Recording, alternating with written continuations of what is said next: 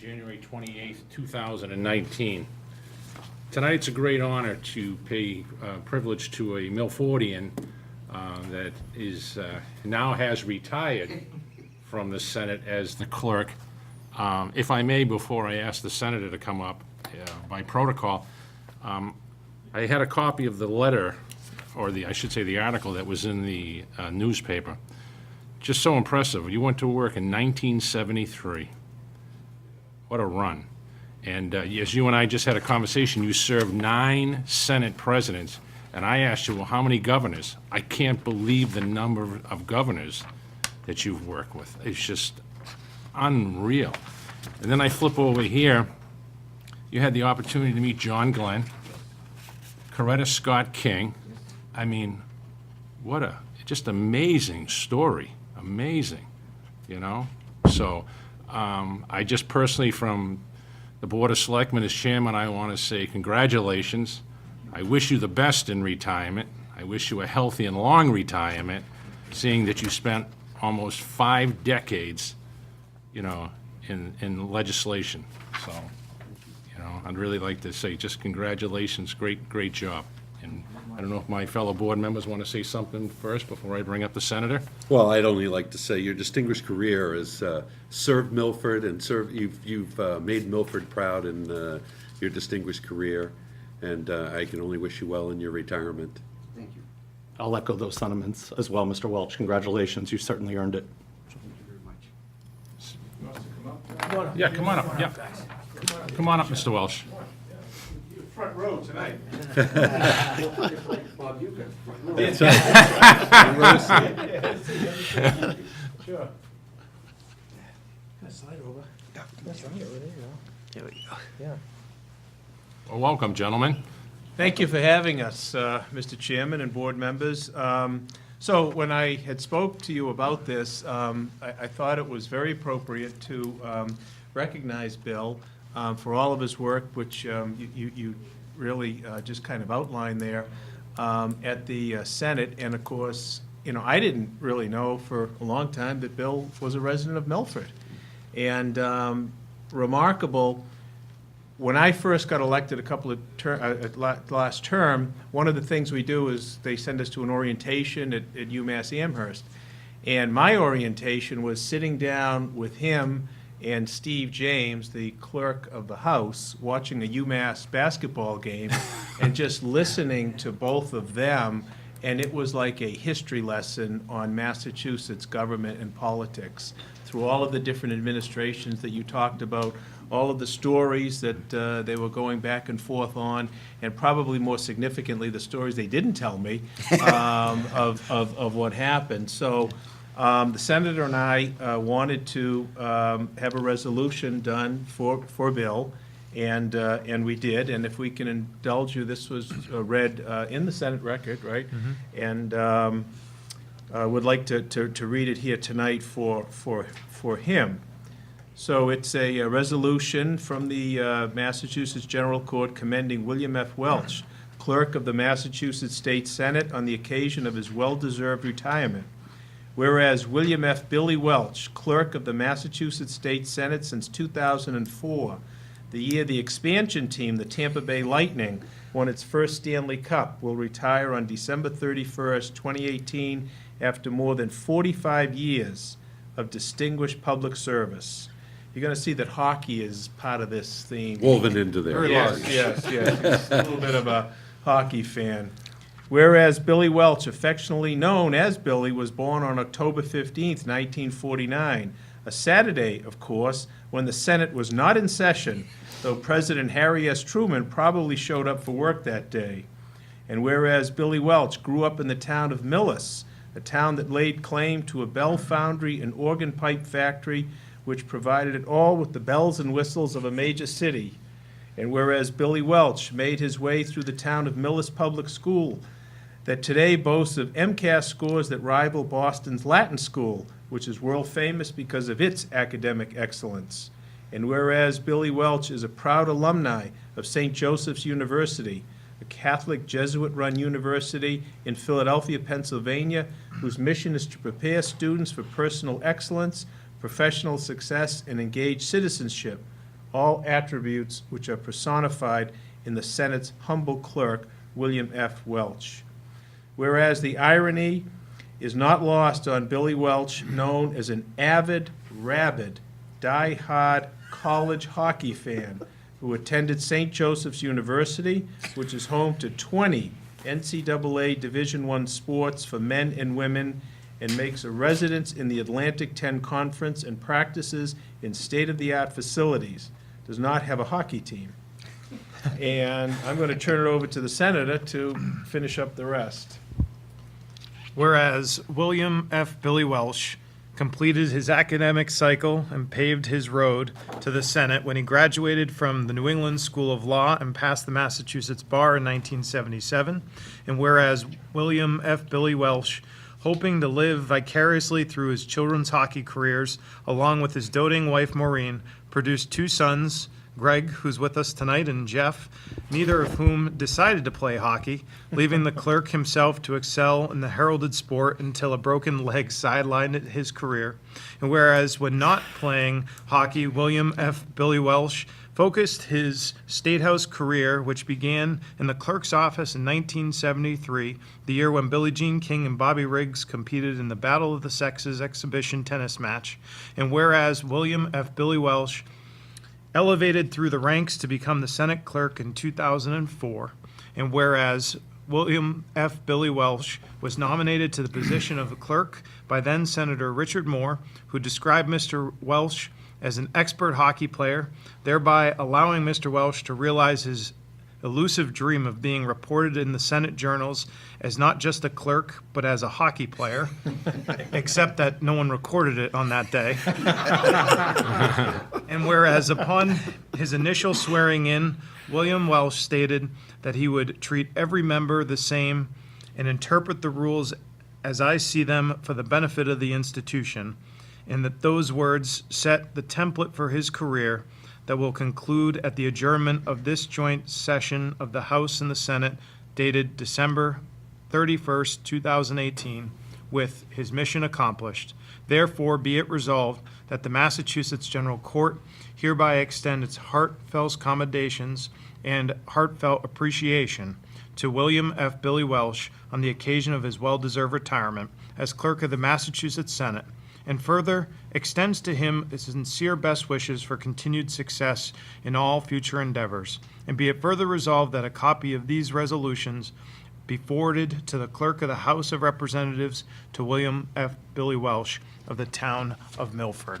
Signed by Robert DeLeo, Speaker of the House, Stephen James, the Clerk of the House, Karen Spilka, President of the Senate, Michael Hurley, Clerk of the Senate, Representative Brian Murray, and Senator Ryan Fatman. Congratulations, Mr. Welsh. We definitely miss you in the Senate.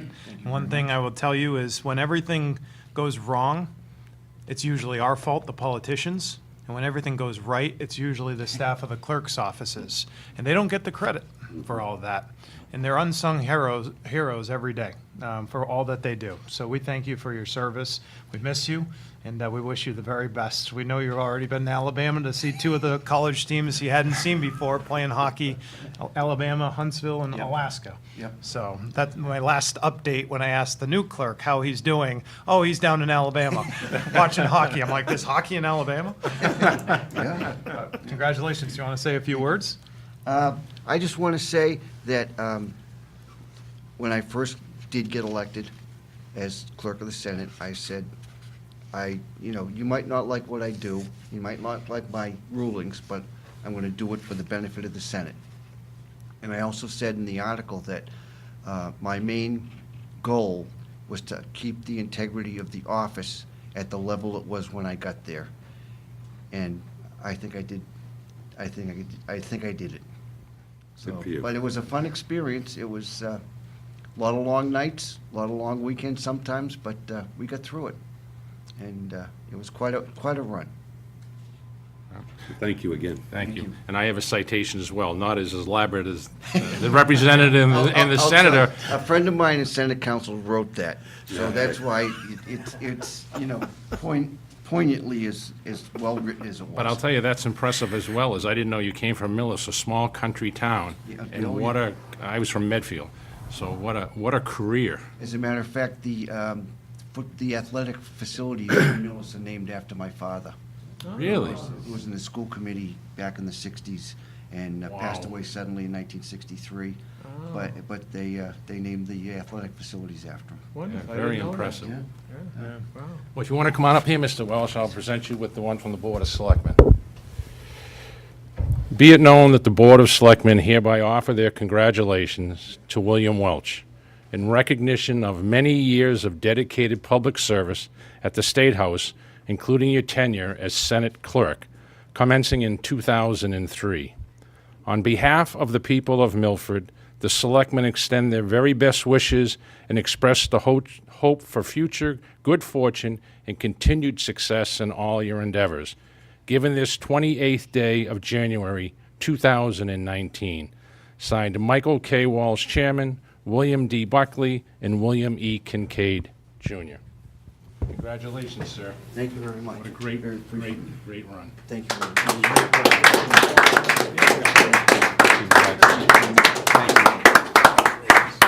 Pleasure meeting. Yeah, yeah. This is yours. Thank you very much. Yes, it was difficult to get Mike to sign that. I tried to keep it secret as long as I could, but you're the clerk, you see everything. It didn't work. Clerk gets everything. Right, right. We're just gonna take a picture of.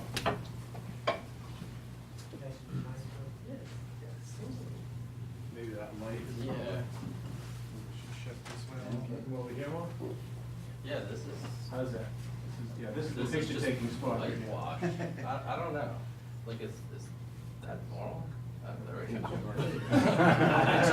Yeah, so we can see you not in photography. No. I'm also Team Samsung. Okay, there's it. Thank you.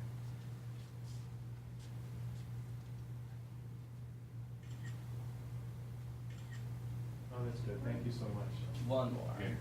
Thank you very much. Should we get one with you in there, Craig? You should. Maybe. Yeah, you got it.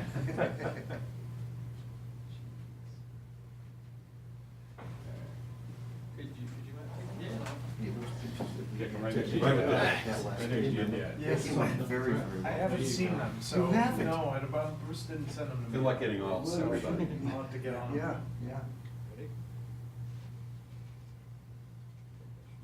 Thank you very much. Thank you. Thank you. Thank you again. Again, congratulations. Thank you again. Nice to see you. Thank you, Brian. Thank you very much. Yeah. And tell the boys back at the whole staff, that, you know, thinking about them. And, I know this thing. Take care, thank you. I guess they got, take care. Already started. Take care. Good seeing you again. You're welcome, Mr. Welch. You're welcome. See, the baby's growing up. Both. Yeah, you want to stop him. Good Freeze luck. him now. Okay, first agenda item, signing of the warrant. I'll make a motion to approve the warrant. Second that? I would make that unanimous. Next is the approval of the November 26th, 2018 minutes. Actually, we're going to pass over the November 26th and January Oh, I'm sorry, 22nd. my fault, my fault. That's okay. Executive session minutes. But I'll make a motion to approve the regular session minutes for the January 14th meeting. And I would vote, approve that and make that unanimous. I'll abstain because I wasn't You present. weren't here. Okay, next agenda item is invitation to speak. Is anybody here? John? Thank you. Gentlemen, how you doing? Thank you. Bill, nice to see everybody. Good to see you. Nice to Okay, see you. Bill, nice to see you. Will? John, how are you? Okay.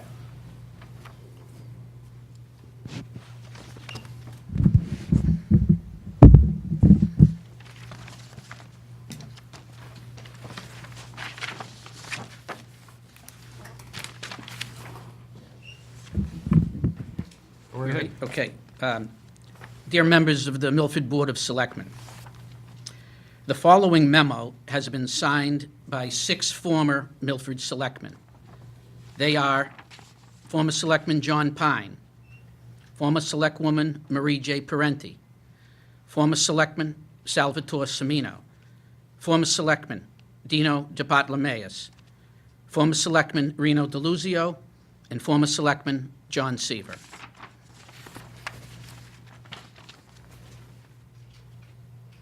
We, the undersigned former Milford Selectmen, are writing with great respect and reluctance today. Our intention is not to interfere in the current board's executive decisions, but rather to share our experience and understanding of the weight you bear concerning Chief O'Loughlin's contract renewal.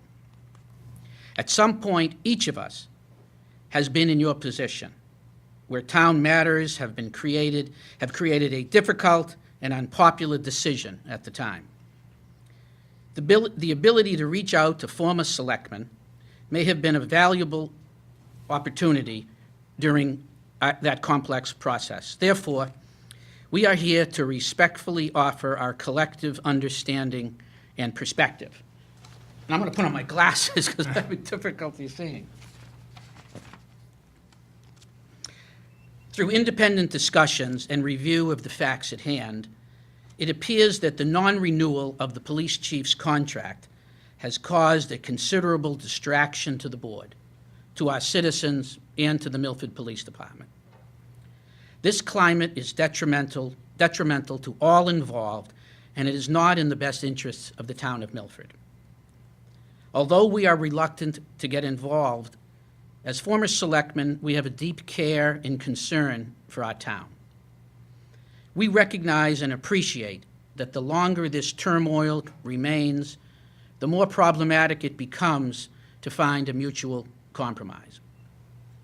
To that end, we ask that you consider again the ultimate outcome and burden such a lengthy process raises for our town. Employment disputes of this nature often siphon time, energy, and funds from the town. It is reasonable to envision multiple lawsuits, investigations, employment matters, and other unforeseen violations throughout this action. Undoubtedly, this is a major financial burden to Milford, which potentially could cost hundreds of thousands of dollars in legal and investigation costs. Taken together, the money and attention could be better spent on more productive needs of our town. By opening negotiations with all parties, there becomes a hope for compromise. Doing so will neither frustrate the process nor create a negative judgment from our citizens. Instead, it achieves a balanced, deliberative approach to a most difficult situation, which honors and respects your positions and the views of Milford citizens, while quelling the divisiveness that has ensued. This reasoned approach serves the board and the citizens of Milford now and in the years to come. Please consider a motion for reconsideration and open the path for compromise. We trust your review and hold hope for a compromise ahead. Thank you for this opportunity to share our views as we truly desire the best for our town. Thank you. Thank you. That's all I have, but thank you for having me here, and we'll talk very soon. Thank you very much. Thank you. Next agenda item is public hearings. There are no public hearings this evening. Next agenda item is scheduled appointments. First one is Finance Director, Zach, for the FY17 management letter.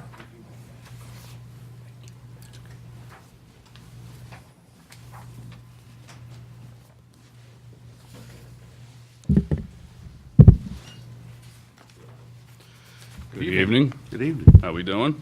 Good, how are you? Good. Want to introduce Tom Scanlon Jr., Jeff Gendron. Welcome back. So, little quick introduction here. We're kicking off the FY18 audit, and we do have the management letter of FY17. I wanted to go over some of the impact there, as well as just our overall position.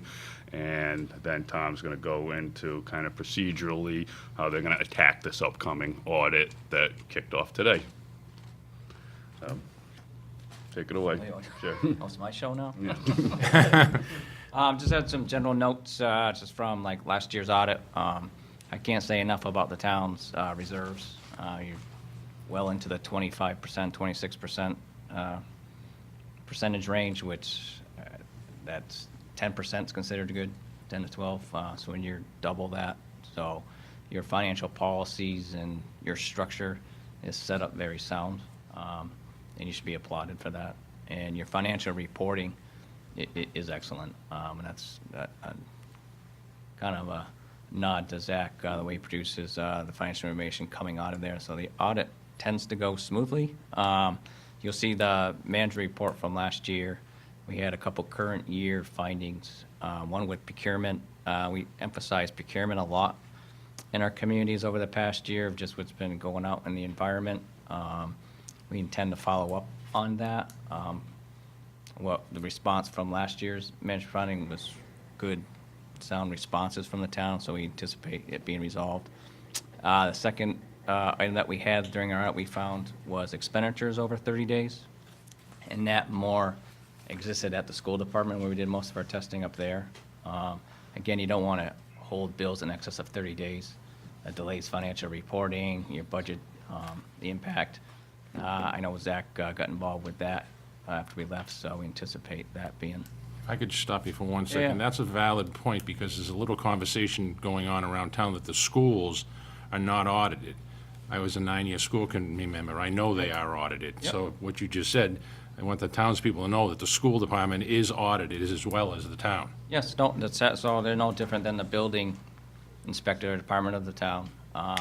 So we do, so how we approach 18, where we do most of our testing, so we're opining on your financial statements. We're assessing risk where our audit procedures are being done.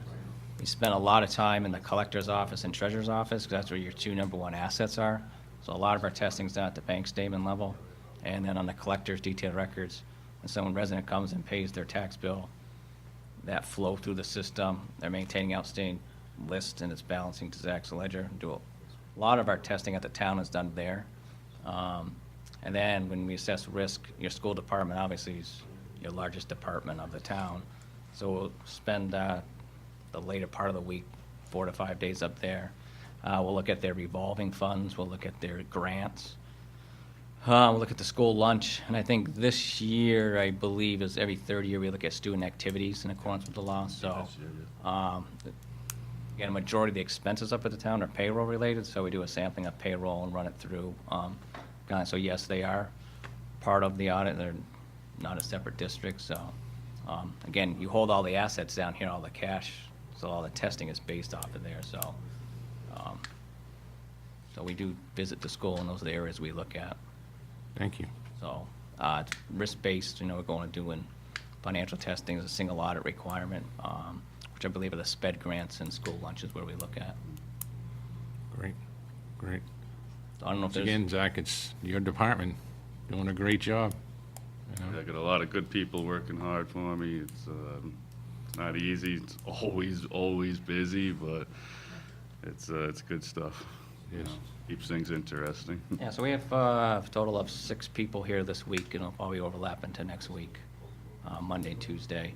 So if there's any areas of concern you want us to follow up on, but those are the main areas we usually hit. And any analytical, we did our analytical today. If we see a drop in revenue, say like with building inspector, we'd go look at that department. So we usually pick 1 or 2 departments outside of those main functions to test. No? So, and I know we're going to follow up on our procurement finding and our expenditure finding from last year. Yeah, and that's, when I look at findings, I've said this before to you, and I've said it to Zach and others. I expect findings. Frankly, I don't know that you could look at an entity this size and not have findings. So with that said, the thing I always look for is the completeness of our response to you. Generally, there's a few components that I look for, and that, in business we look for from audit findings. We look for a determination of root cause. So what's causing it? What system, process, not the people, people aren't processes. It's usually processes that inhibit folks from getting things done in a timely manner or complete. So I look for responses from the department heads and the entities involved in that finding. I look for an understanding of root cause. I look for a timely corrective action. And I look for determination internally, the effectiveness of that corrective action, because sometimes you put in place a corrective action and it didn't work. That's okay, as long as you go back and look at it and say, hey, we need to do something more or something different. And then, obviously, I look for an independent set of eyes, third party, that would come in, look at the results, and then look to see that that corrective action was effective. It actually fixed what you said. I know a lot of times in audit reports, somebody's applying a solution to a problem you didn't write, Okay. right? So, Yeah, been there before, yes. you've seen that, yeah, you've seen that before. So what I would hope for is, and what I'm going to ask for from a procurement standpoint is exactly that. Root cause understanding, corrective action, determination internally of effectiveness of that corrective action, and then we look to your audit to come back, circle back to the same findings from previous year. Because for me, there's nothing more frustrating than repeat, follow-up audit findings. Now, you can find things that are similar, you can find things that are different, you can find things in other departments. But to write the same thing each year is not what we're hoping we get from you, right? I agree on that. We need you in new spaces, we need you in other places, and we need greater sample sizes in other areas to make sure it's complete over time and over multiple years. So that's what I'd ask from a procurement standpoint. Frankly, I saw the town response. It looked incomplete. I think it was a 100,000-foot response, and I think there are details in there that are probably lacking, that are likely to come out in your audit. But what I'd look for is completeness in response. What it means is, and the other thing I think is completeness in response means when you see our response within 30 days, you know they got it. Yep. By the way they addressed it, right? And that also prevents department heads from going off in a direction to solve a problem that doesn't exist and really didn't get the essence of the audit finding. So sometimes that can happen too. That's my expectation internally. An external review and different set of eyes would come in and validate, not only find new things, we expect you to find things. We're not learning and we're not growing and we're not a learning organization if we're not solving problems and fixing them, right? Finding and solving. So that's my expectation internally, that we get responses out to any audit findings that are complete and have all the components necessary, and that you're able to see them and judge whether they're effective or not, or whether we should take another swing at it and go fix, be more complete maybe. Yeah, and that's how kind of we approach our audit too. We don't focus on the same things year after year. We don't come in and say, okay, Hope not, the same- right? No, we kind of assess risks, do questionnaires. We learn other areas from other communities. Like we see issues, and then we could dive into here, do a lot of analytical, and we kind of go where your financial statements tell us where the risk lies. So, yeah, we don't come in and say, we're going to pull the same 50 invoices, we're going to do the same debt testing, we're going to do the same bank inspections. So we try to vary it up year to year. But your comments at the end of the day are very, I look at it as a validation of a lot of investment. We have investment in personnel. We have investment in their training. We have investment in updates in a wide variety of people. Zach was first to say right away, I've got good people that are helping me in this process. We have, FinCom, department heads, and a lot of people that are trying to follow procurement laws. Our job is to train them, make sure they're up to date as things change.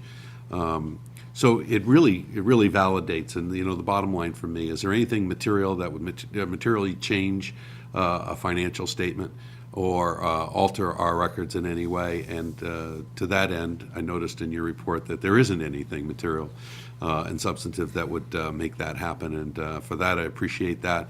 I appreciate the hard work of the department heads. I appreciate the hard work of Zach's team, the financial director, and I appreciate all those that play a role in it. We'll get better where we need to get better. Just help us, and we're glad to do that. Sounds good. Thank you. Mr. Chairman, gentlemen, there's not a lot more to add after the previous dialogue. I certainly echo my colleagues' sentiments. Go back with your dad 20 years ago when I first got on the school Hey. committee. You guys have been the steward of our audits for some time now. You're always very thorough, and quite honestly, I think you're an extension of our town government to an extent. So I think something like audits are something that we need to look forward to. It just keeps us on our toes. It allows the public to know that, there's someone outside watching us as well, and it's not about someone doing something wrong. There's so many rules and regulations and things. I mean, the things you have to keep straight, and even when procurement, which is something I'm very familiar with, things are always changing, and one year you're doing it one way, the next year the rules change. So I just appreciate you guys being here. Zach, another successful year. So as far as I'm concerned, these are generally pencil findings. We fix them, we move on, and we wait for the next ones. Yeah, no? I think what's important is people have to realize that an audit is really a tool for improvement. I go through many audits in the automobile industry, and as good as you are and as much as you think you're crossing the T's and dotting the I's, there's always areas where another set of eyes from the outside comes in and says, you really shouldn't, be doing it this way. This is how you should be doing it. And I use this as an example, and I'm not picking on them. I use the invoices from the school department being over 30 days. Well, then we would take that and we would go to the different people that would be involved and say that action of yours, maybe 35 days or 40 days, affects this department, this department, this department. It's a trickle-down effect.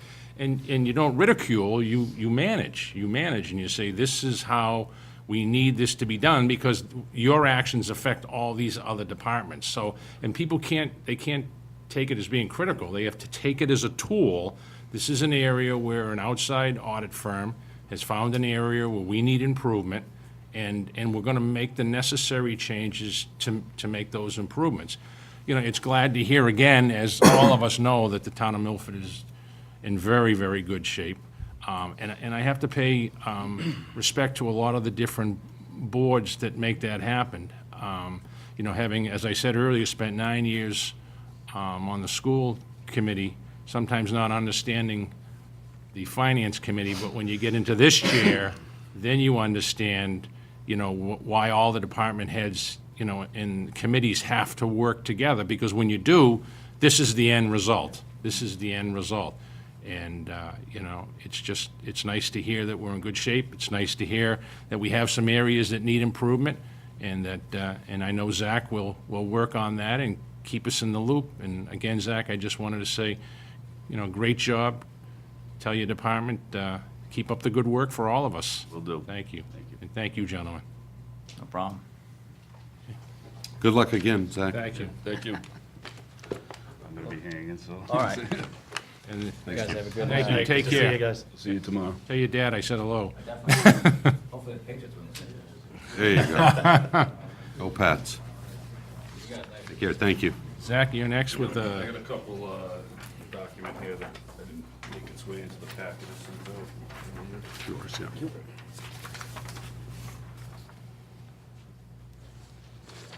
So tonight, I just wanted to go over a couple things. One, our 12/31 half-year position. Just want to quickly go through there, where we are right now, how we're trending. And then I wanted to review the results of our chairmanship meeting that we had.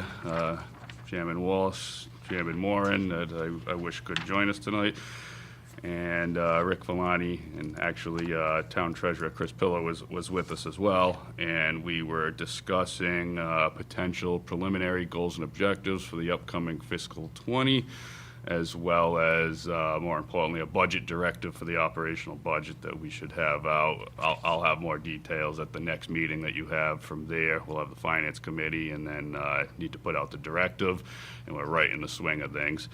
So it's funny, this time of year, I'm literally living in 3 different years. We just went over fiscal 18. I'm going to go over fiscal 19 half-year results with you quickly right now, and then we'll be talking about fiscal 20. So it's always pretty wild time.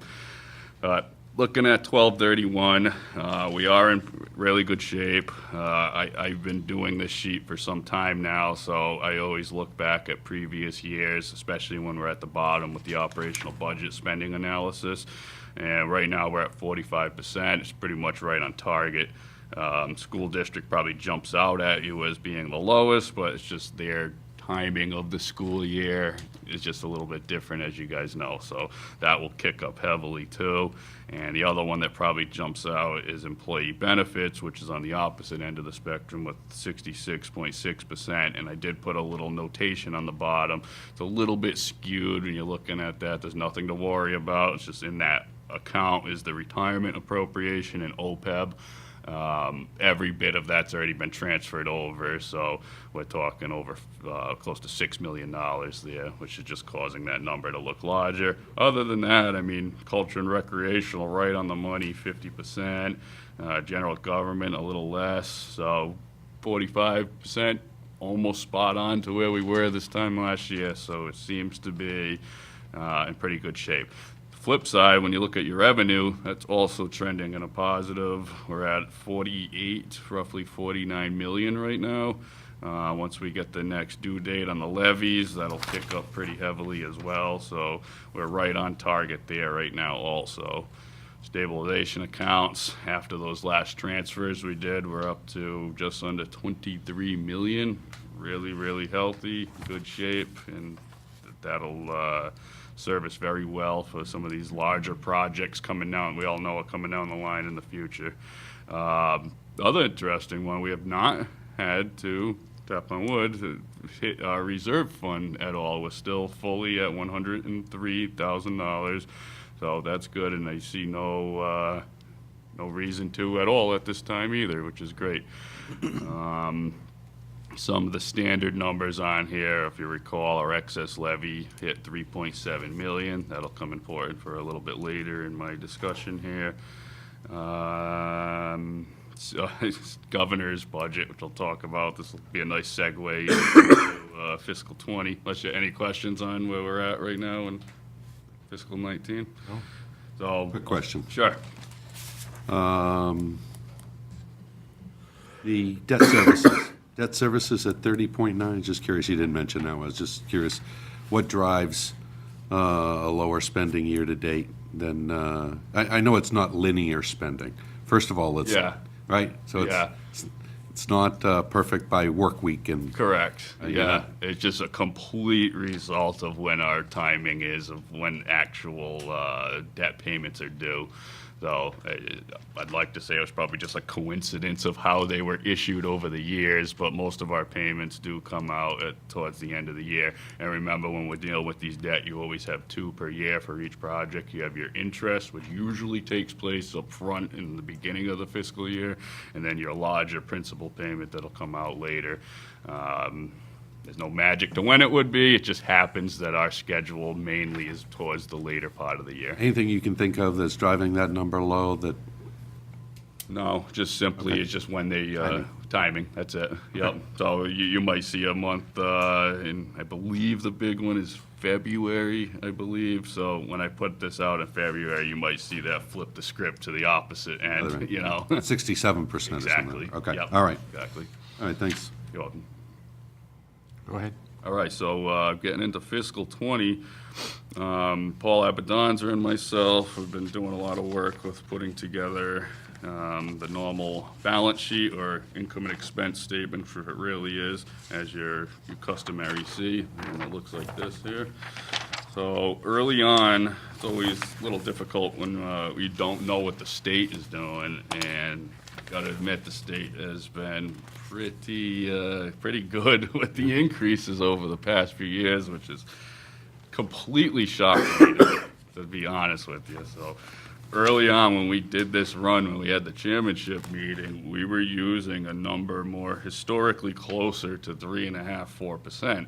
And then the governor's budget comes out just last week, and it was closer to 7%. So like, I had to do a double take on it. I really couldn't believe that, again, it was that high. So we went back to the drawing board here, and we didn't use the 7 because we all Yeah. know that that could change, but we did use 6. So based on our experience last year, it did come in around 7, and it did not drop. It stayed pretty close to the governor's budget. So we're trying to be realistic here, not overly conservative, and certainly not any deception either. So this is our guess, our best guess right now of where the numbers would come in.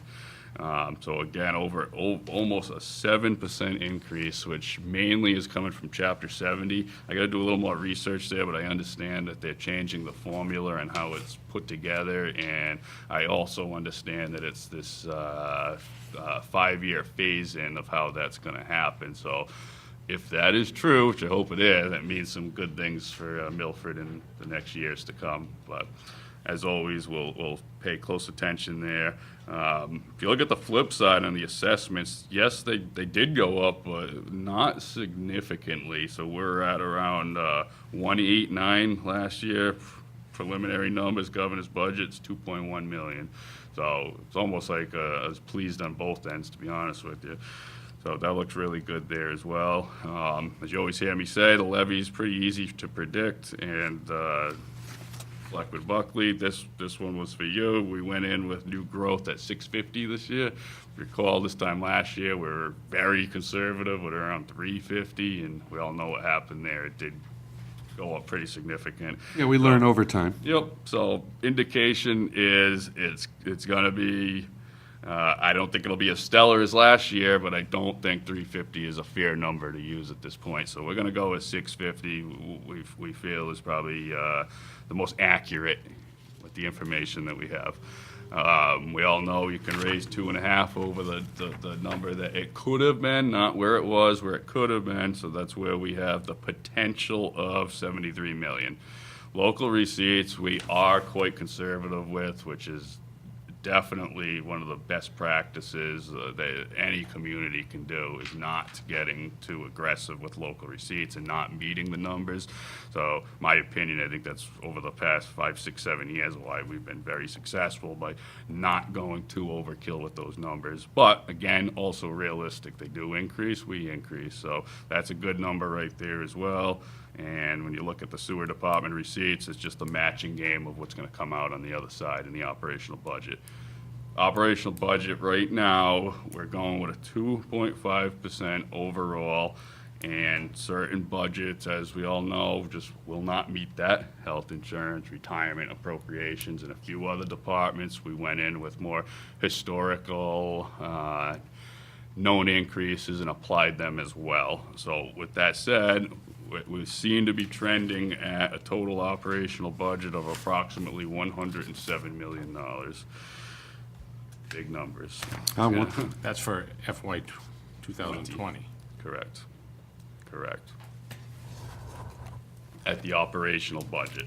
Then from there, where I think this town has done a tremendous, fantastic job, is the bottom right-hand corner, where you hear me talk all the time. That's us in advance applying and putting safeguards in place to make sure we hit our goals and objectives. I would like to bring your attention to that bolded number of fiscal 2019 levy adjustment. We've been trying to play the match game for some time. 3.7, we all know is a high number. Not sure we'll be able to meet that, but for now, we are using it, and you can see the middle right below draft there on the very bottom. We are currently in a surplus, so I'm very pleased with how this is trending and how we are looking, and our ability to still maintain certain levels for our goals and objectives. Now, from there, I do have a document also put in your packet there that does have preliminary goals and objectives that we discussed in the chairmanship meeting. We talked a little bit about at the Finance Committee meeting. Definitely want to stress this is preliminary, so kind Zach, I of, just had a Sure. quick question on the cherry sheet. absolutely. you know, I guess I'm looking at the school choice numbers. They're obviously, we talk about a lot of the numbers going in the right direction. That looks to be going in the wrong direction. So let me ask this question. What's your confidence on your projection, given where we are this year? So that figure is coming right off of the cherry sheet. When you look at the assessment there, it's 2.1 million. Very much the majority of that, and I may have it with me. Actually, I don't. The majority of that is school choice out. So I think, as far to answer your question, the number that's on here, I do think is accurate, as it came right off the governor's, and remember, it's that year lag time, so I think that's accurate, and yes, you're correct, it's not going in the direction that we were hoping to see it go. It didn't gain too aggressively either, but we're all hoping to see that go the other way around, and it just didn't. So, that's where we're at right now, with similar situation as the prior year. Okay. Thank you. You're welcome.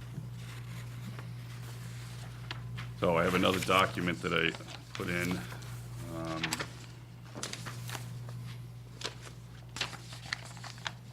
2 pages.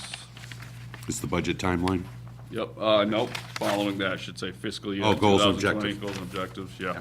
Thank you. I'll just go through a few of these here. Again, I tried not to miss anything and put on as much as possible. This is preliminary. I don't think we can do everything here, so we do have to do some prioritization.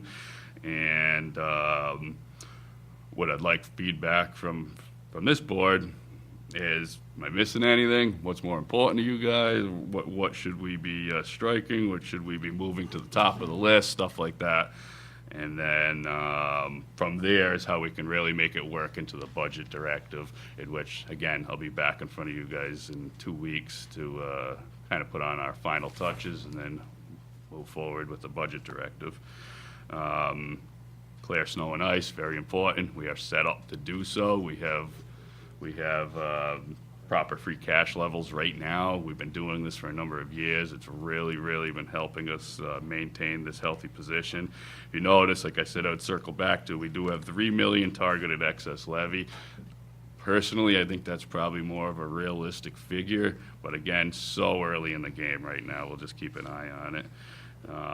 One thing I am quite pleased on is a lot of times this, we've been doing 1.5 million in capital each year, and many times this go around, you can ask Al Career, he'll tell you, we're usually not even close to the 1.5. It's usually significantly higher, and you got to get out the red pen and kind of do what you got to do to get it down to that more realistic figure there. Right now, we are looking just slightly over 1.5 million, which is really, really good for this time of year. So I think that remains to be a really good number, and I think we can hit that target. When would you change that number again, Zach? I know we looked at it, right? Yeah. And we held it artificially low for a long period of time. Yes. As a matter of policy.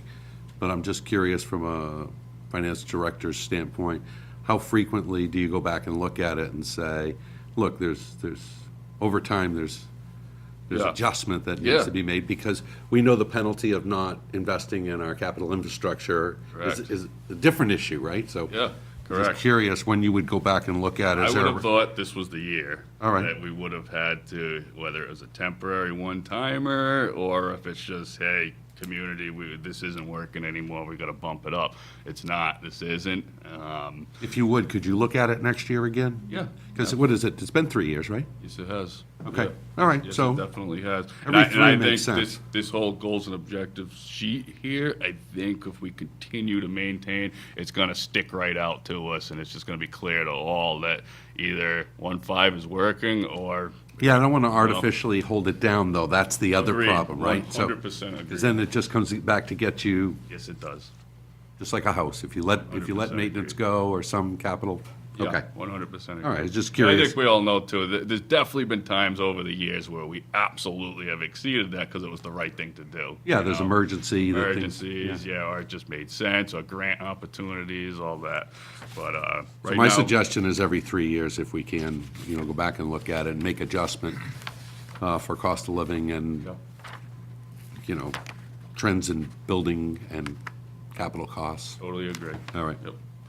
Again, I'm not gonna go through all of them, just wanna hit some of the bigger highlights. Still gonna suggest we continue to fund stabilization. There's some big projects we all know are coming down the road, and Yep. we're gonna be very pleased that we did so. Contribute additional amount towards OPEB, I don't think that's the year.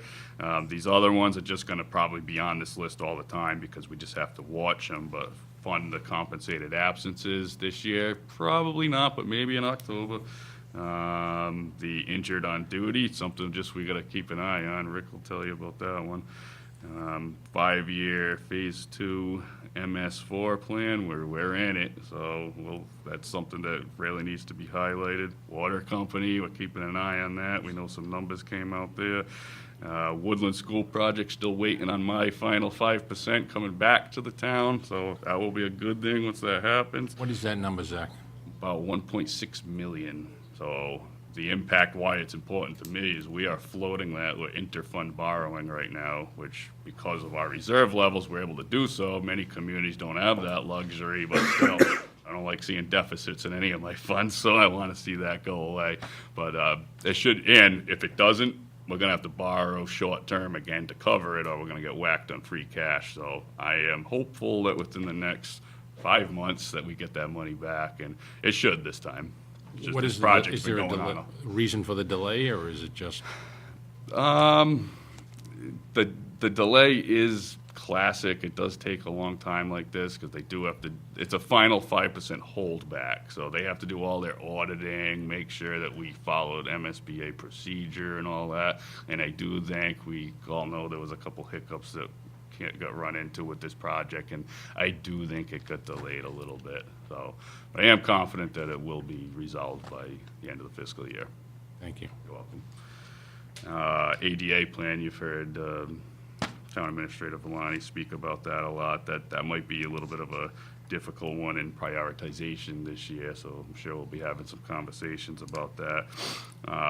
Chris Pella treasurer did a fantastic job looking at the possibility of paying off some callable debt, and he did this really incredible analysis of if we were to put our money in stabilization and gaining the interest versus paying it off early, and what we would save in interest. And indication is, yeah, we could pay off some stuff, but I don't think it's the most important thing right now. I think we could use our available funds in better ways. So we put it on there because I know it was important to Chairman Chris Moran, and we had that conversation, and we're not suggesting it right now. Downtown revitalization project implementation, we'll be watching that. Discuss and prioritize major parks projects. We know there's some big things out there. They're looking for a home. We have the pool project. We got money tucked away for the field. So one thing, kind of in conjunction with Selectman Buckley's comment earlier, 1.5 enough? How are you going to look at that? Some of these numbers, I think we need to get to paper as far as dates and whatnot, so that I can properly answer that question, because these are kind of those mega projects you talk about. So that's something, that needs to be some conversations there.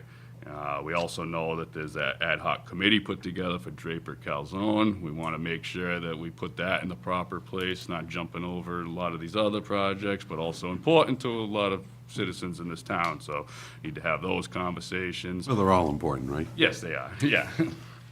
What's unimportant, right? Not much. I just put on here the fire chief's vehicle.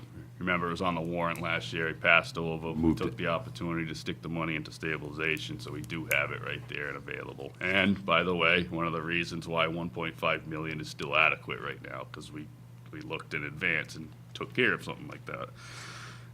Is he having that vehicle built now? No, Okay. no. Maybe he needs to wait for appropriation before he can do Okay. that, yeah. We have the TIP project that we know is gonna begin. We kicked in the design and engineering. And then again, just some classic things. We wanna keep the operational budget under control. When that's under control, we're able to do these goals here. Try to target a single tax rate increase of less than 3%. We know we have a dual, but it's very difficult to kind of analyze that when you have the dual. cherry sheet funds, back on the cherry sheet, and WRTA, last year was the first year we got assessed at 50,000. This year, we anticipated 125, just totally based on estimates. First run on the cherry sheet's 94, so I'll take that as a benefit right there. So 94,000 there. And a couple last comments. We are sitting on 2.3 million in free cash. We'll look for that first to clear the snow and ice deficit in the spring, fund any potential articles that are necessary right then and there. And lastly, I did stick on here, I know at one point you guys will be discussing when Town Administrator Lonnie brings forward a topic on the potential Gibbs gas station. Just putting it to paper now, we've got to obviously prioritize some of these and set them. So that's where we're at right now, and looks pretty good. Yeah, so I would tell you bonding moratorium to water Oh, company sorry, yeah, discussion. totally skipped over that. That's all right. I'd put that, second on the list Yeah, if we were going to prioritize. Your point about people having to get on the 5-year plan and people working with their finance committee subcommittees in your department to make sure they're on the plan, because, there's a few of these I see that aren't on the plans. yeah. And the only thing I would challenge you to consider is not putting stuff on the plan, on this priority sheet, if the individual departments can't take the time to get themselves on the plan. It's not hard to get on the plan, frankly. No, it is not. It is not. Right? There's no giant hurdle to get on the plan. What it requires is planning. Yes. And so the only thing I would argue with you as we talk about major parks projects is until they're on the plan, I don't expect to prioritize them. Yeah. And I would not. Yeah. I would not artificially do it, and I would not, because if it's repeated over and over again, it looks like a priority over people and other departments that have been working really hard with your department and the FinCom to work their 5-year plans. And so I just want to reinforce the right behaviors and not get people on priorities. And so I would say remove that until there's a 5-year plan. That would just be my initial observation, only because I've heard this talked about too long. I agree. You've been saying it, Yeah. the FinCom's been saying it, we just can't get anybody to commit. I've heard town administrator talk about it a few times. So, Parks Department needs to get on board. Thank you for reiterating that. So, yeah, okay. Other than that, I looked at your list. Your list makes sense. I gave you my feedback to a couple of items, but it's not an attempt to diminish the other 99.5% of things that you prioritized well, you've worked well. It's a result of communications with departments. It's a result of communications with FinCom. It's a result of communications with this board, other boards. So, and I appreciate that. For that, I want to say thank you. And if it sounds like I'm being critical, it's not intended to be. Understood. It's intended to be minor corrections and minor adjustments. I appreciate And it's that. also intended to be messages to some departments. Understood. Okay, thank you. Thank you, Mr. Chairman. I think everything looks good. Again, not that any one of us want to take any of this for granted, but this is this is the same behavior, and I mean that in a positive sense. Yes. That, you rinse and repeat every year, and you follow the script. It works for you. You've made it work. You've developed it over the years. That's what we're doing here. I say this every year for the last, going into 5 years. There's a difference, and we've seen a lot of different administrations. When you have a governor and lieutenant governor that were former selectmen and former local officials, it's always different on how our funding gets reported, and the formula changes, other than some other folks that may come from a different background where their priorities are much different. This is a group that said that local is going to be where they put the majority of their money, and that's what's been happening the last few years. And I think, again, we've had governors come out of the corporate world, other areas, and then when you have people that actually, kind of come through the local ranks, they get it. Yeah, I remember you preaching that when they first came out, and you've been spot on the whole time. 5 years ago, that's Yeah. what they promised they were gonna do, and that's what we're seeing here, It is. so. Yep. So I think that's a good thing, and I don't expect it to change much as you predicted, so. No, another going into a very positive budget season. Very much. You know, Zach, I was privileged to be in the chairman's meeting, so you know my stance on a lot of these. But I have to go back to what I said earlier, is that the town of Milford is in very good financial shape because of all the department heads working together and planning together. And that's, again, to Selectman Buckley's point, that's why it's so important that they've got to get on the 5-year plan. An emergency, that's a totally, totally different situation. And it's also not fair to the people that are on the 5-year plan and possibly could get bumped, you know? But it's also, it's very important to the finance committee, you know, because they want to plan down the road. So I think that the message that you've got to get out there as the finance director is when somebody does say, you've got to get on the 5-year plan, you know? They'll, you know, let the finance committee evaluate it, but you got to get on the five-year plan like everybody else. But you know my stance, great job. I think your department does a great job, all the people that work with you, and this is great. Thank you very much. Thank you. Appreciate it.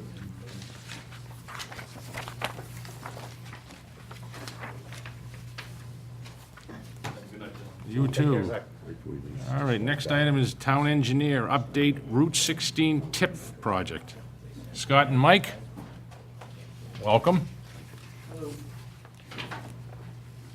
So, Mike, how are you? Scott? Gentlemen? Good. Go ahead. All right, so, I'll just start, since I started this project 5 years ago, hopefully someday we'll get it done. Is everybody familiar with the project?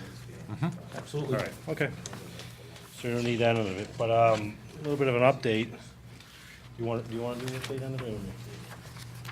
Yeah, whatever you'd like. Mike's obviously doing a lot of work with the engineers now, he's taking control of that end of it. So, I'll let him do the updates. Okay. So in your packet, I believe you guys have a packet with several pages. The first page kind of just gets into detail, but if you're familiar with the project, then we don't have to go through that in depth. However, you know, the TIP project, traffic improvement project for Main Street, $3.2 million project. MassDOT, the funding through MassDOT will include construction, oversight, inspections, and administration throughout construction.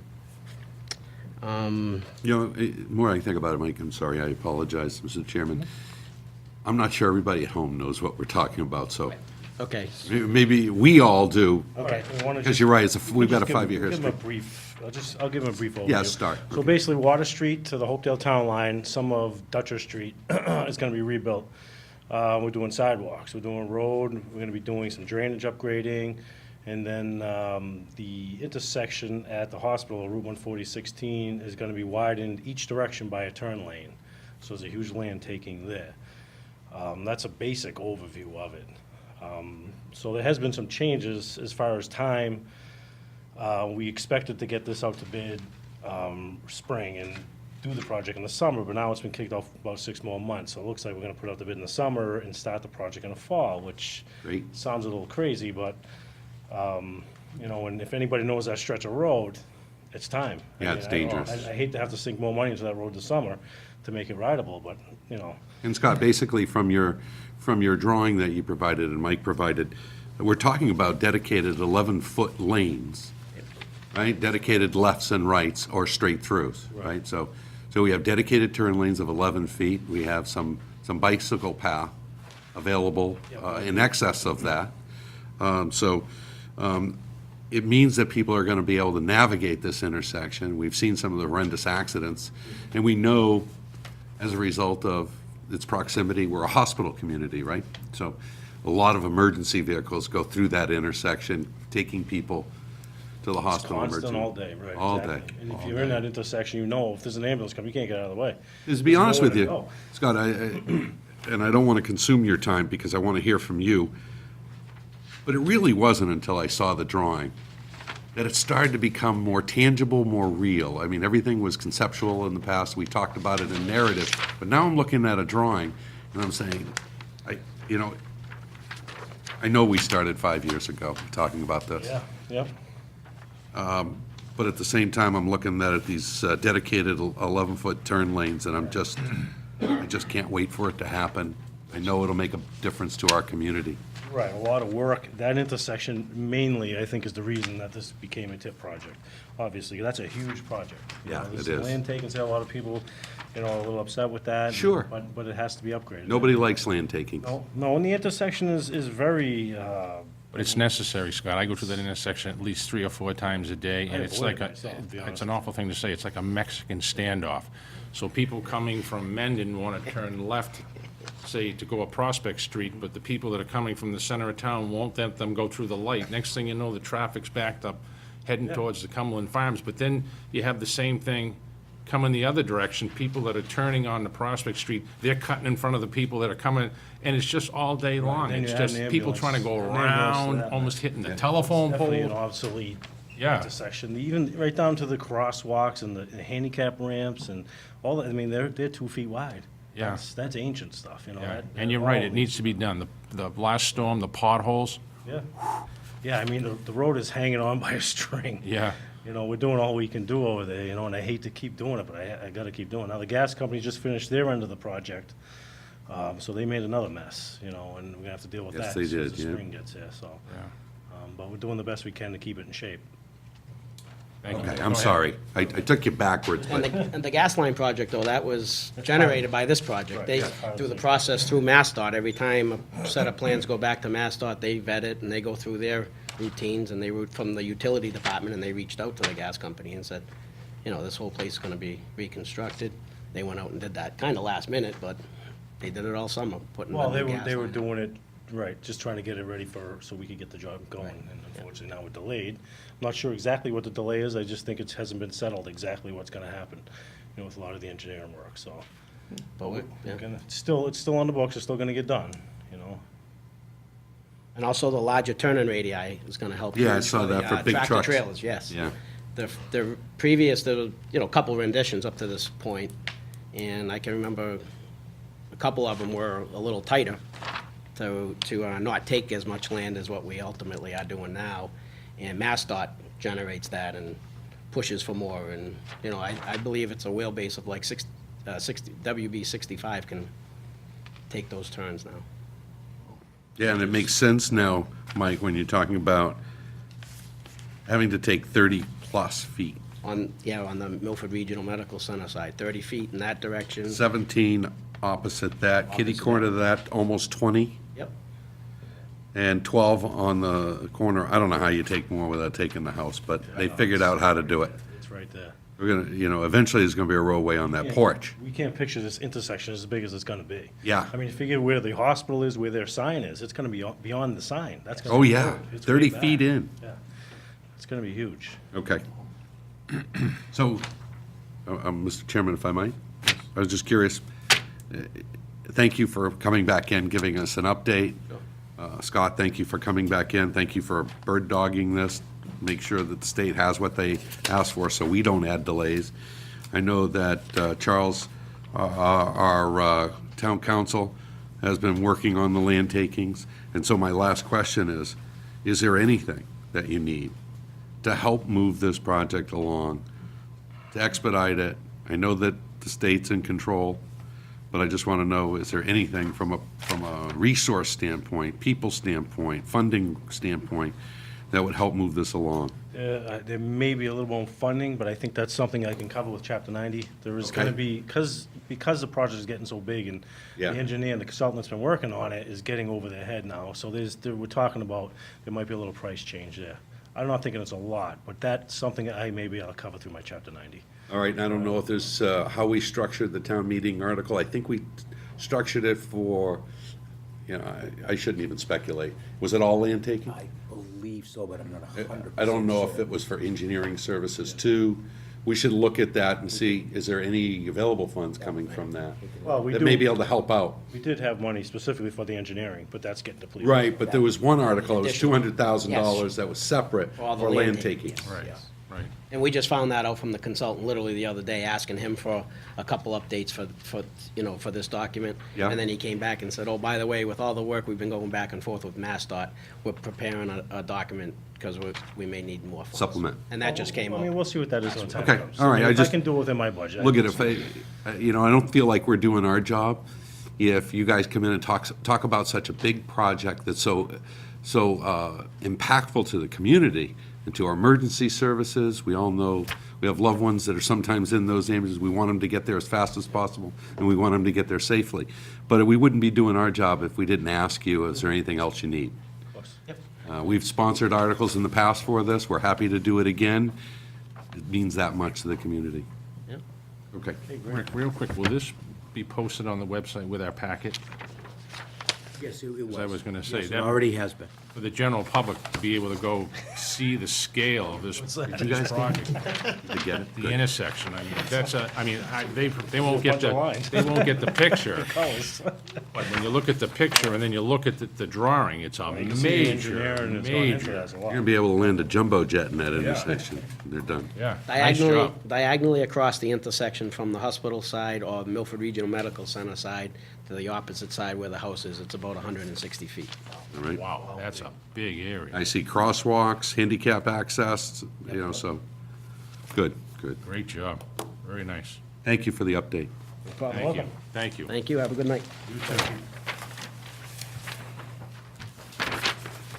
That is amazing. I've seen that go through that intersection every day.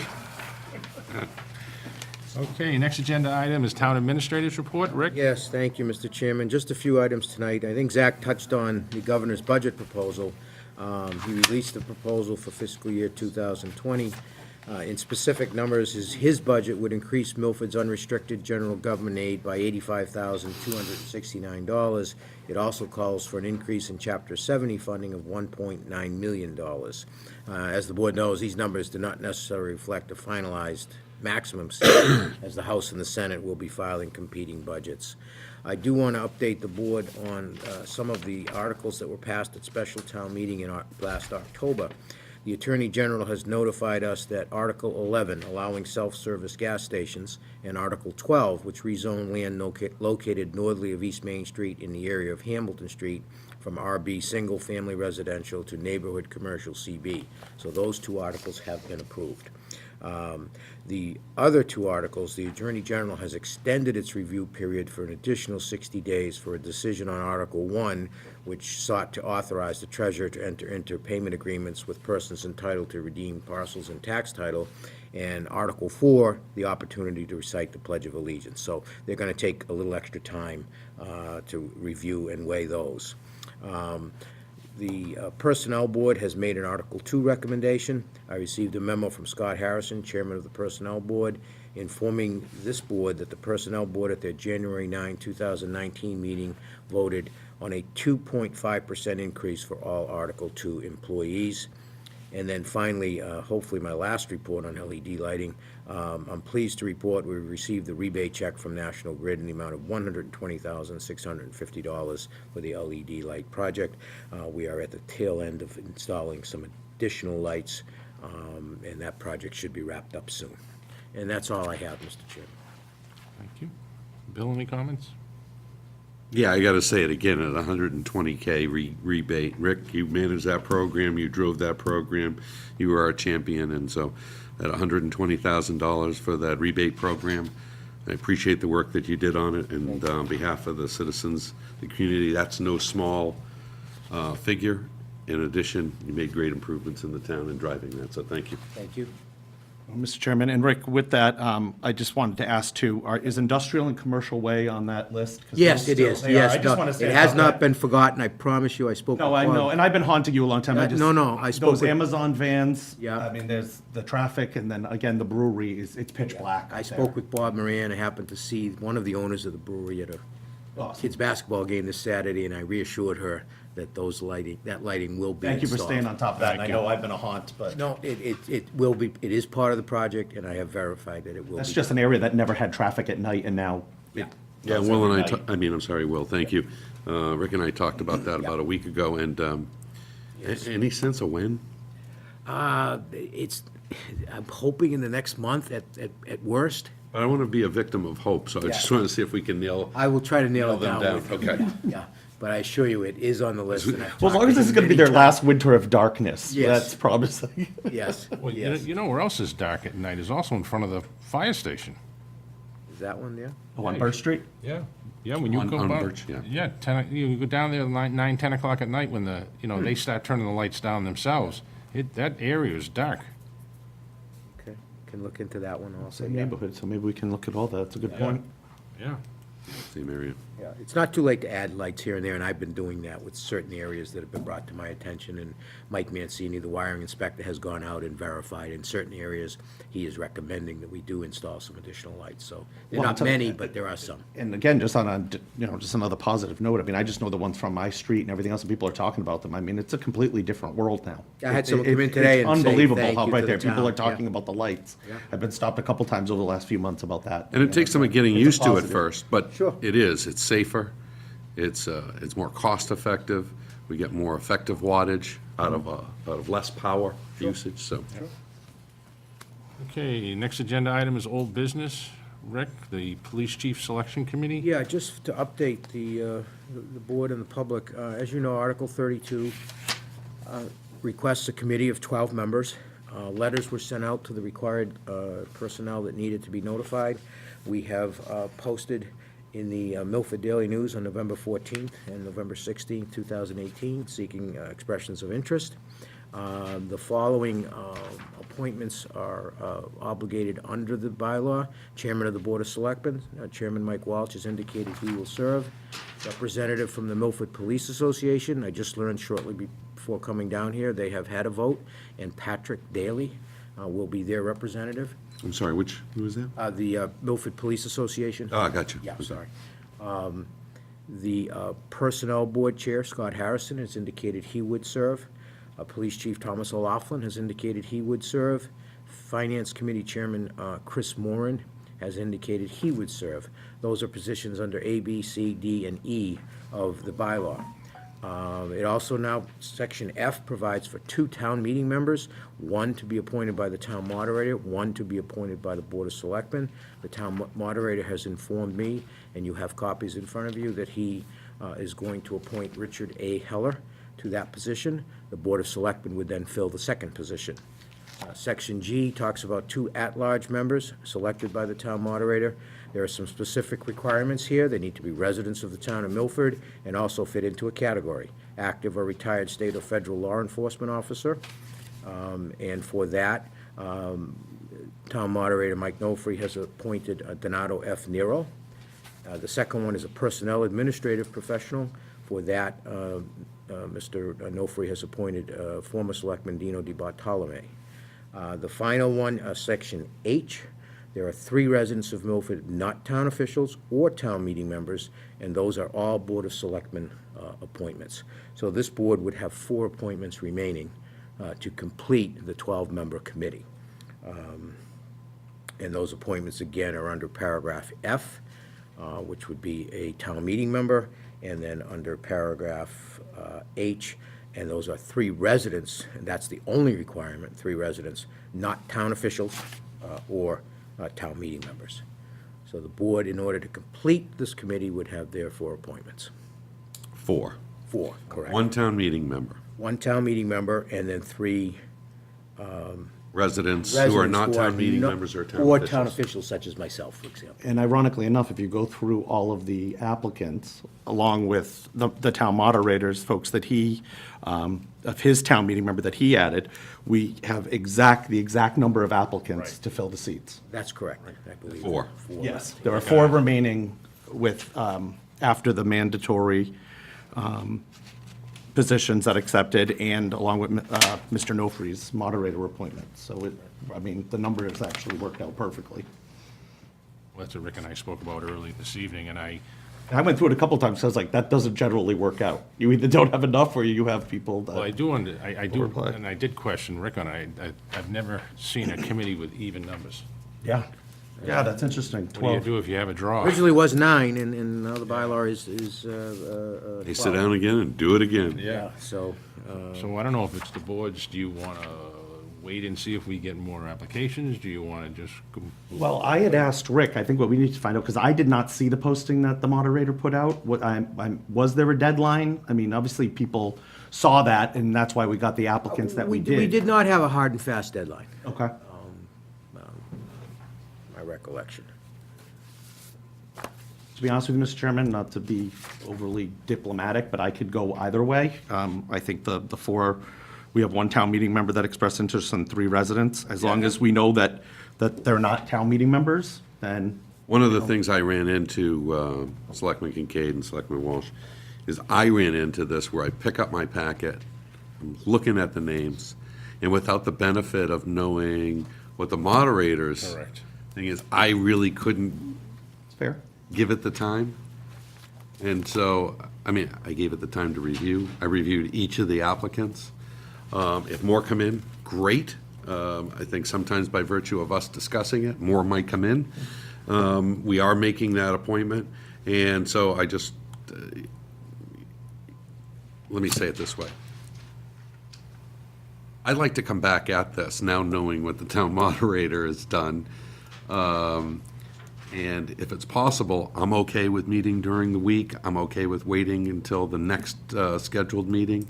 That works for me either way, so. Well, I also think, it's Unless just you an- feel strongly, and then I can move. That's I my can move. conversation with Rick earlier. Yeah. That's how I feel. I mean, once Mike made his picks, all of a sudden now the packet changed. The packet change, exactly. That's exactly what happened. Yeah, so, No, like I said, I can go either way. I just, the 4 remaining, I think we just have to, if the public is paying attention and say, oh, wow, now I have a chance to apply, Right. that they know what we're applying for. There's one One town town meeting meeting. seat, and then 3 residents who cannot be Town meeting town meeting members or town officials Town or on officials. boards or committees of any kind, so. Cannot be. Okay. And I do want to say that the 3 residents that have expressed interest, just going through their stuff, I ride the train, so I have time on my hands. I just want to say that, not even knowing that these 2 types of professionals even lived in town, they're very impressive resumes. There is. That's why. I'm surprised one of them wasn't chosen for possibly the personnel administrator, because that's what she is, but it was pretty impressive that Could've she's fit right there. here. She Could've could have fit fit into that there. one too, Correct. so. Yep. And I just want to add that was the only woman who applied for the Well, group if somebody too, wants to which- make motions, I'm happy. I've looked at them all. I'm not uncomfortable with any of the remaining candidates. I just didn't know how to do it without the, I just wanted to have some type of conversation so Okay. that, with the world we live in right why now, don't we, that there isn't a you know, conversation going on that we're looking we for just wait? different people to Okay. see apply. if Okay, more I'll people put it on for the apply, and next we'll agenda. go from there. all right. All right, Sure. okay. You know, by the way, I do want to say this. I do want to give some deference and thank the people that have applied for time. this, because in the environment we're working in, there was some question whether we'd be able to proceed and should proceed, and so that logjam is broken. We are where we are today, and I just want to thank the people that have applied and let this community know that they're interested in, being a member of this committee, so. And just for the sake of just for making myself perfectly clear, I'm probably very apt to apply for the people who actually met the deadline. Yeah. For the application, Yeah, so. yeah. I just want to, There's some deference. I feel obligated to say that. Yeah. Because I really feel strongly that I don't want people thinking we're out there looking for Others. new or additional people, because these are the folks that made the deadline. So Okay. I just want to say that. Okay. Some deference to those that Yeah. made a commitment early. Okay.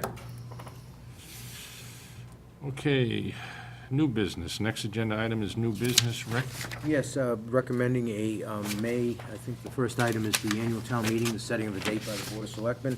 We're recommending May 20th, 2019, opening the warrant tonight, closing the warrant on Thursday, February 28th. The timeline is before you. I've had input from, obviously, Finance Director Taylor. He's comfortable with that date as far as what he would need to do to get ready. Town Council also. So I'd be recommending a May 20th, 2019 town meeting date. And remember, we'd start at 7 PM. Why don't I make a motion to set the annual town meeting date for May 20th, 7 PM, the Upper Town Hall? And I will second that. And I would make that unanimous. Next, Rick? Yeah, the next item is a memo from former town council, Jerry Moody. He's looking to classify, he is currently serving as the School Committee Labor Council. He's also currently serving as the ZBA Zoning Board of Appeals 40B Coordinator. He is looking for this board to categorize under statute, as they are permitted to do, these two positions as special municipal employee positions, and that's pursuant to General Law, Chapter 268A, Section 1. The only reason for this is it's possible Attorney Moody could have a need or represent a client before other Milford Town boards or agencies other than these. Right now, he'd be prevented from doing so. If we would classify these positions as special municipal employee positions, he would be able to do that. He does not indicate that he has any current clients or anything like that. However, in reading his memo, the positions that he is now fulfilling do qualify, given the amount of hours that he's expending on them. So this is his request to, again, ask that you classify those two positions, again, School Committee Labor Council and ZBA 40B Coordinator, as special municipal employee positions.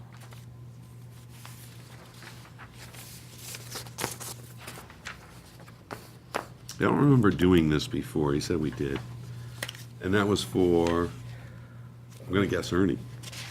I'm guessing it was Ernie who was, as you know, Labor Council, and he obviously had a practice that dealt a lot with ZBA, Concom, It's a consistent request. Planning Board, things like that. So that's a great point. It's very similar to that. In fact, it's exactly like that. Okay. Yeah, I'd make a motion to accept this recommendation from Council Moody, identifying him as a special counsel. Special municipal employee. Special municipal employee. Those two positions, not him, those two positions. All right, Yeah. so let me do this. Yeah. I don't want to do this in perpetuity, though, so how do I do that?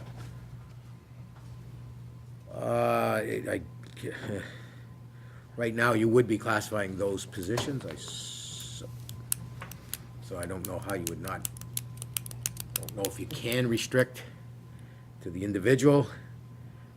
Again, you're really just classifying the positions. Is it something, If the positions were to change. is it something we can put, that we can time bound, or, you know what, I don't want to wing this in the middle of a meeting. I don't think there's anything time sensitive about this, right? I'm not aware of any, he sound- says right now, he doesn't, in the future, he doesn't have any parties presently. But if we've done Would it, happen if in the we've done it in the past, what's the concern, I guess? Well, it's different positions now, right? Now we're classifying more positions as special municipal employees. We already have one that exists for our Associate Labor Council. That was already voted on. So the problem with each one that we do is each one we do is forever, unless we rescind somehow. And that can look awfully personal, so I want to avoid that. I also don't want to make it in perpetuity unless we do something like structure a motion, and I'm looking at council. We can do this later, because I don't want to do this in the meeting. Structure a motion that would allow this and require a review every 3 years. Whenever vacated? Well, yeah, I don't That's when know. you look at positions again. Can you, I'm not sure whether you can do that. Yeah. Because it's a classification of a position, but and there are positions, by the way, that don't necessarily exist anywhere on our sheets or paperwork. We currently do not have a school committee labor council or zoning board of appeals 40B coordinator. They're municipal titles that don't exist. and I don't know to what extent we need a 40B coordinator in the future. since Exactly. We've been through the 40Bs, but schools, certainly that's an ongoing relationship. So Yeah, the could you get 40Bs are done, and so the question is, and we'll have exceeded our quota for state requirements for 40B, having to accept them. If built. What's that? If built. Oh, if built. I gotcha. You're right. Which is, also contingent upon them Thank you. being able to provide water. But assuming that were the case, then yes. Okay. We meet the quota. Because these are, again, positions that don't exist. So Charles, could you do us a favor and get together with Rick and review this and Yeah, see if we can time-bound it or require Give or us a review on it. update or require a revote. Because it's not something, Well, the other thing we might look at too is whether there is a possibility of our being able to achieve the same result through a different means. exactly, And I don't know the answer to that either. I'd have to exactly, well. Think you- about that. Maybe we could do something other than classifying it as a special municipal employee. Okay. And still be able to allow him to appear before boards and commissions. I'm not, For other issues, yeah. yeah, I'm Okay, not sure how we can do that. Okay, thank you. thank you. I mean, I'm generally in favor, it's the perpetuity challenge, right?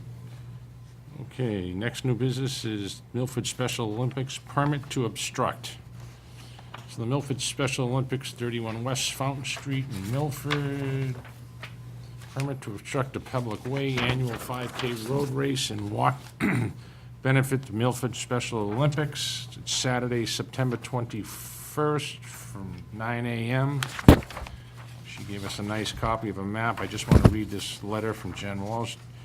Dear sirs, on behalf of the Milford Community Programs, I would like to request your permission to hold our annual road race to benefit the Milford Special Olympics on Saturday, September 21st, 2019 at 9 a.m.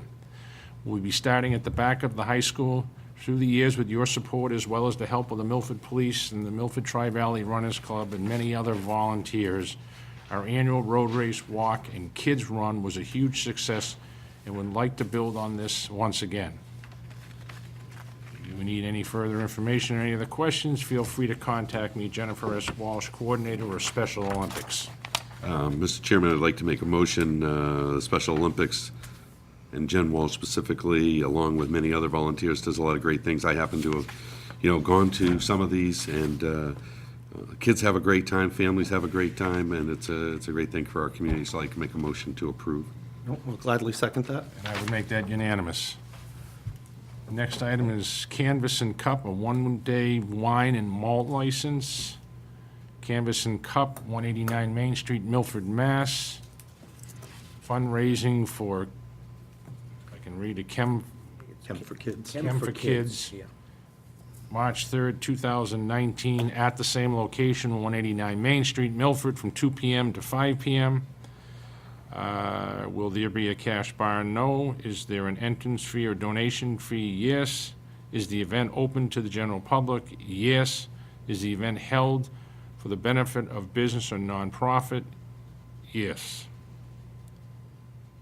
Rick, do you know whether this organization is a registered 5013C? I do not. Yeah, Chem Mauricio's been holding this event at different locations for the last few years. She raises a lot of money. Okay. She does a lot of good work. I can certainly personally vouch Okay. for her. All right, that's and, enough. And the work Okay. she does. I don't remember, to be honest with you, No, I don't remember it either. I don't remember ever seeing this. She's held it, I think, because of the location, because she's usually held it at places that have a licensed Central Tavern in the past. Got things you, like that. okay, now it So, makes sense. I've attended them, but she's probably going for the one day 189 because of Main where it Street. is. What is, 189 is, That Manhattan's? I I think was so. just gonna say, yeah. I think it is. Top of the yeah. and they don't have their license still. That I know of. All right, I'll make a motion to approve. I'll second it. I will make that unanimous as well. Yeah, it's a wine only, so I imagine it's a wine tasting, so that's Yep. probably why she needs it. Okay. Next agenda item is a very generous gift from Dominic and Tina Alfonso to the town of Milford. In recent weeks, dead and fallen trees have been removed and are cut back in efforts to make the roadways safer for travelers. An appreciation of the work that was done under the leadership of the tree warden. Enclosed, please find a check for $5,000, our contribution to the town of Milford. Again, this is Tina and Dominic Alfonso. Move to accept? I'll gladly second that, very generous. Very generous, and I would make that unanimous. Next item is a one-day wine and malt license for St. Mary of the Assumption Church, 17 Winter Street, Milford, Mass. Father Mateo Souza, fundraiser for the church. It's going to be held at St. Mary's Parish Center from 8 p.m. to 12 a.m. on February 16, 2019. Move, Mr. Chairman? Seconded? I will make that unanimous as well. Rick? Yeah, on this, on G7, basically, I'm looking to just authorize the position of the Spanish translator. We do have the position. Nobody has filled it over the years because we didn't have someone who could translate. We do now have someone who can translate, Daniele Fonseca in my office. She has been doing the translation since August. In speaking with Zach, we do have it budgeted. It just hasn't been used. So I would like to officially designate her as the Spanish translator. We already have a Portuguese translator, and now this would just, there have been numerous requests for Spanish translation at Town Hall, specifically my office, the clerk's office, a great many times, assessors, tax collector, et cetera. So, And what's the significance of designating, it's a stipend position, she will be paid. She will yeah, be sure, paid. and what is that stipend? I believe it's, I want to say it's $587. It It was moved? 500, and then it moves. Yeah, along accordingly. with other positions. Correct, Okay, yeah. I'll move to approve. I second that. Yeah, she does a good job, and Unanimous as well. looks like a good hire, Rick. Thank you, I think so, she's doing a nice job. Okay, and the last one is the Milford Girl Scouts permit to obstruct. Milford Girl Scouts, 3 Dogwood Lane in Milford. The girls will be selling Girl Scout cookies in the Town Hall parking lot left of the building. No signs are allowed on the sidewalk. Girls may hold signs on the sidewalk with adults. Certificate of insurance is in hand with Mr. Valani. The date would be Saturday, February 9th, from 10 a.m., and it's wiped out on mine, Rick, or 10 a.m. to 4 p.m., I'm sorry. 4 PM, I'm 4 sorry, yeah, p.m. it is wiped out on mine, too. But if you look at the second date, Saturday, February 23rd, it's the same time. 23rd, yes. I'm not same. voting against the Girl Scouts, so I'll move. I'll second it, and it's always, it's actually a great place for them to be That's what I because the want. parking They've been doing lot- that for a long time, Yeah, so yeah. they're out People there with every green year. outfits picketing. I would make that unanimous as well. Not a lot. Okay, next agenda item is correspondence. We have a correspondence here from, looks like FiOS, Rick, right? Verizon Fios, yeah, it's a price change. Just wanted the board to Broadcast be fee for aware. consumers and business will increase from $4.49 to $6.49 per month. This monthly fee helps cover a portion of the cost local TV stations charge Verizon for their programming and is subject to change. The base monthly rate for a consumer-only FiOS bundle will increase by $5. The base monthly rate for the consumer-only FiOS standalone TV will increase by $3. Yeah, this is, you know, these, what look like small incremental charges, upcharges as they keep coming, just keep impacting the seniors of our community, and there's not a vote here, so it's correspondence and Right, information only. Right, that's We all don't it get is. to weigh in. Just want the board It's to unfortunate, be but aware in thank case you. you get a phone call. Yeah. And correspondence, we have a resignation. Good afternoon, Selectmen. I will be resigning from the position of Milford Cultural Council Chair, effective January 30th, 2019. Due to the fact that I no longer am able to keep up with the duties and responsibilities of Council Chair. The participation has declined in the last few years, and there is not another interested person on the current council that would like to step up and be the new council chair. I can help provide any necessary resources as needed for a new council chair. Thank you for the opportunity, as I've enjoyed being involved with the Milford Cultural Council the last few years. Sincerely, Maggie McIsaac. And Rick, as usual, you'll make sure that Absolutely, nice letter gets sent out to her? Absolutely. Okay. Mr. Chairman, I think there's a different message in this as well. And it looks like with Maggie's resignation, it doesn't look like they're going to meet the requirements to meet. So, any thoughts, Rick, on the existing membership? And Could reach out, see if without a chair, there's nobody going to be calling meetings, and we're not going to have a cultural council. Correct. So it's one thing to, and I appreciate Maggie's hard work and dedication on the Milford Cultural Council, but Let me reach out to Maggie and speak with All her, right. see what Start she has, there. any suggestions, and go Okay. from there, yeah. Okay. With that, we do have an executive session tonight. I'm sorry, Mr. Chair, did we make a motion to accept her resignation? I'll We move. did. I'm Thank you. sorry. Thank you. Thank you, Will. No problem. And I'll make that unanimous. And again, I go back, we do have an executive session discussion with town council regarding Amy Shook as parent and next friend of Jonathan Shook, a minor, Town of Milford, Worcester Superior Court docket number 18 CV 1218C pursuant to General Law 30A 5, 21, 3, and 7 in Suffolk Construction via DCAM 449 Mass 444. That will require a roll call? Yeah, I'll move to go into executive session for the reasons you stipulated. I'll second that. And I'll also roll call to say aye. Aye. Aye. That would make it unanimous, and with that, we are going to close our regular session. We will not be coming back into open session this evening, so thank you and have a good evening.